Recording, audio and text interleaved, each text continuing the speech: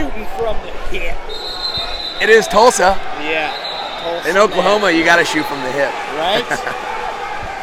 What's up, Marcus? Just hanging out in Tulsa for the too many hours in a row. Yeah. Only one left. That's right. How's Thoroughbred doing? How's the trip down? Well, hold on. Before we go that, because you were talking about only one left. We had a kid just win in the backside, and on his mat, the last bout is 104. His bout's 103. So I will be here till the last match You can help him mop him up. That's right. Shoot from the hip. Like we said. That's right. Yeah. How's the trip down? You avoid the nasty weather. Yeah, we didn't have any 10U or 8U or 6U, so we just started this today and weighed in today. So we left St. Louis at midnight last night and hit some weather around Springfield. Wasn't too bad, little freezing rain, but not cold enough to freeze. So got down here without incident and weighed in. We're good to go. So cool. We got about 6 guys here. I think we only have 1 left on the front side, but only 2 out. So still handful battle. Everybody's getting some matches. That's right. That's right. Yeah. What's it take for a kid to win this tournament? Ooh. I don't know.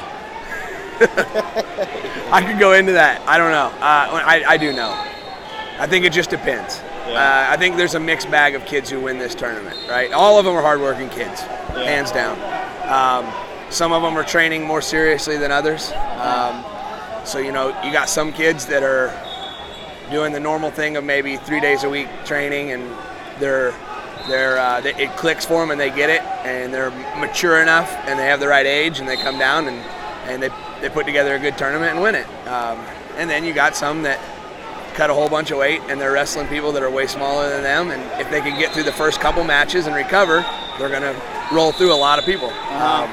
So I think that, there's a lot of people doing it right, there's a lot of people doing it wrong, and some of them are winning on both sides. And then there's a lot of kids that are just in between that are just really good wrestlers. Let me ask you this. You said the maturity thing. Yeah. So I remember, man, I was a late bloomer, and I see a bunch of kids that are like me out there, and I don't know most of these kids, but want to walk out and say, it's going to be hard for you to win this match. For sure. And a lot of times I noticed that kid actually has some stronger technique, but kid he's wrestling has armpit hair. Yes. Yes.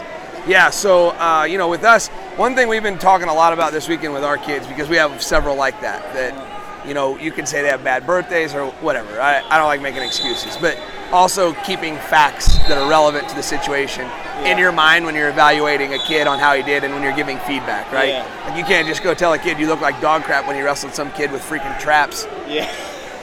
And he looks like he's made out of rubber, our guy. So, I really had one earlier that we had to have a really good talk about not letting your identity be dictated or persuaded based on the match outcome, right? But instead evaluating on yourself on character things like effort and taking risks, so like opening up, giving yourself a chance to win the match, right? Mm-hmm. And if you give yourself a chance to win the match and you lose, that's the easiest to learn from, in my opinion, right? Because it's like,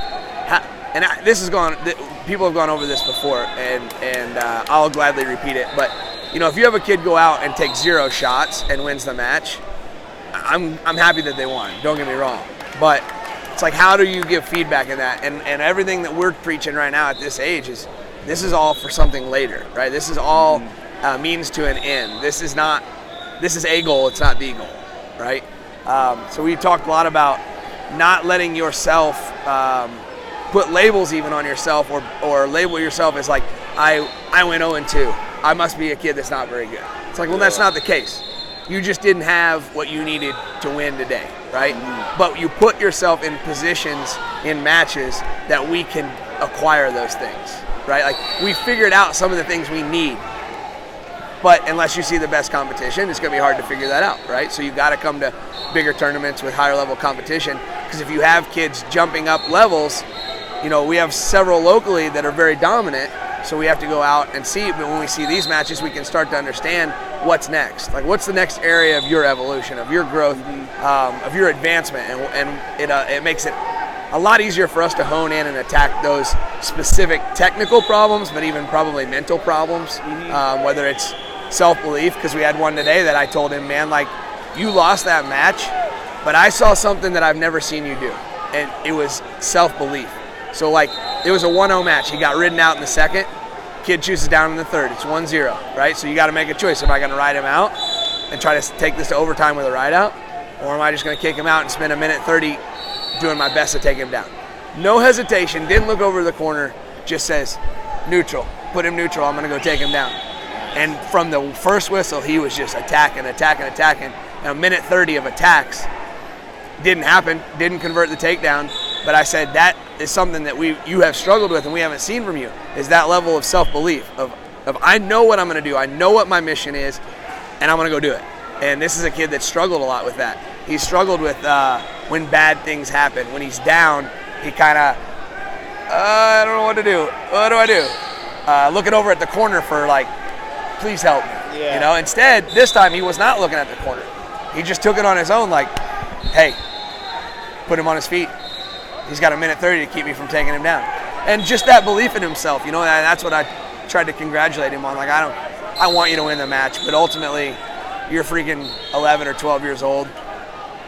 You're probably not even, you're going to vaguely remember this, barely, right? You probably won't remember that specific match, but you will take with you that self-belief that I'm giving you the positive feedback to, you know, reinforce that idea and that behavior. That's what I want to see more of. I want you to have unwavering self-belief that you can accomplish anything, you can do anything, that you set your mind and decide that you're willing to do whatever it takes, work-wise, time-wise, dedication-wise, to accomplish. And that's what we saw a little bit of in that one kid specifically, especially today, was that self-belief of knowing that he could do something, even though he came up short. And I was just extremely proud to have him, you know, take that step forward. So.